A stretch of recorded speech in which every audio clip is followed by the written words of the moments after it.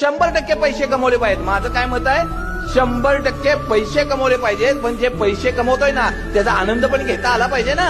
आणि ज्याच्यासाठी पैसे कमवतोय त्यांना वेळही देता आला पाहिजे ना. एका व्यक्तीनं आपली पूर्ण तरुणपण रिटायरमेंट नंतर आपण आनंदात घालवायचे आहेत, यासाठी प्रत्येक पैसे असे जपून जपून वापरले. आपलं मन मारून तो पैसे जपत राहिला आणि एक दिवस त्याला अटॅक येताना पुढे यमदेव आले. अटॅक येता येता यमदेव म्हणले, चला तुमची वेळ झाली, आता निघायला लागते.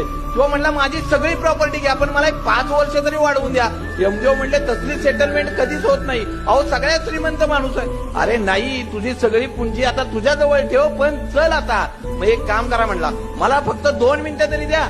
यमदेव म्हणले, अरे 2 मिनिटं काय घेऊन करणार आहे तू? नाही म्हणलं, 2 तरी मिनिटं द्या. यमदेव म्हणले, चला दिली तुला 2 मिनिटं. ती 2 मिनिटं जाता जाता त्यानं फक्त एका कागदावर लिहून ठेवलं, आयुष्यात 100% पैसे कमवा, पण पैसे कमवताना ज्याच्यासाठी कमवतोय ना त्या व्यक्तींना वेळ द्यायला विसरू नका. मग आपली बायको असेल, आपली मुलं असतील, आपलं घर असेल, त्याच्यासाठी वेळ द्या ना. आणि हे करत असताना आपल्या आयुष्याचा 100% आनंद घ्या.